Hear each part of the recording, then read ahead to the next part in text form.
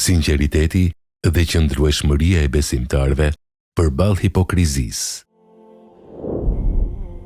Profeti alayhi salam punonte edhe vetë për t'i nxitur dhe motivuar shokët e tij që ta përfundonin hapjen e Hendekut sa më shpejt ishte e mundur. Transmetohet se ai alayhi salam doli për tek Hendeku dhe pa muhaxhirët dhe ensarët duke gërmuar në një mëngjes të ftohtë. Kur pa lodhjen dhe urinë e tyre tha: "O Zot, jeta e vërtetë është jeta e botës tjetër, prandaj fali ensarët dhe muhaxhirët." Ata ju përgjigjen duke thënë me entuziazëm: "Ne jemi ata që i dhan besën Muhamedit për të luftuar në rrugën e Allahut derisa të jemi gjallë." Kështu besimtarët punonin me përkushtim dhe disiplinë. Kur ndonjëri kishte nevojë të largohej, kërkonte leje nga profeti alayhis salam, sepse të gjithë ishin të përfshirë në një çështje të përbashkët me të, qoftë ajo luftë apo ndonjë punë tjetër. Kjo ishte etika islame në veprim. Pasi kryente punën e tij, sahabiu kthehej dhe, nëse vendi i tij ishte zënë, bashkohej me të tjerët në një pjesë tjetër të punës. Profeti alayhis salam ishte udhëheqës, por edhe punëtor me ta, duke ndarë me të tjerët mundin dhe përgjegjësinë. Por jo të gjithë ishin të njëjtë. Midis radhëve ishin edhe hipokritët, të cilët silleshin me zemra të sëmura. Ata e largoheshin fshehurazi nga puna, shpiknin justifikime të rreme dhe përpiqeshin të përhapnin dembelizëm dhe dëshpërim në mesin e besimtarëve. Kurani i zbuloi gjithmonë prapaskenat e zemrave të tyre në luftë dhe raste të tjera.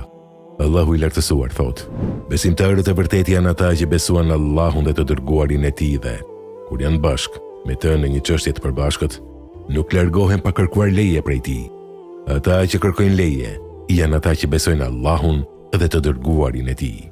Surja Nur 62-64. Fjala liwadha nënkupton që fshihen pas të tjerëve dhe largohen një nga një. Kështu bënin hipokritët. Largoheshin fshehurazi dhe sillnin pretekste boshe për të dobësuar moralin e muslimanëve dhe për të penguar punën e tyre. Në kohët tona, disa njerëz sillen në mënyrë të ngjashme në vendin e punës, shmangen nga përgjegjësitë, gënjejnë dhe kërkojnë justifikime për të larguar gjatë orarit të punës, dhe kështu ngarkohen me haram në fitimet e tyre. Kujdes, kjo është e njëjta rrugë që ndiqnin hipokritët. Kur muslimanët përfunduan Hendekun, profeti alayhis salam tha: "A ka mbetur ndonjë pjesë pa u mbyllur?" Ata i thanë: "Po, aty ku është një çarje me shkëmb."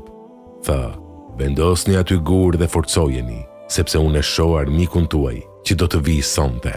Pastaj profeti alayhis salam e kaloi natën duke u falur dhe duke u lutur, dhe ishte vetë që i kontrollonte rojet, një udhëheqës që nuk komandonte nga larg, por që ndronte në vijën e parë. Kur arritën ushtrit e aladhve, azabët, u tronditën nga pamja e Hendekut. Thanë të hutuar: "Çfarë është kjo dinakëri?" Arabët nuk e njihnin këtë lloj taktike ushtarake.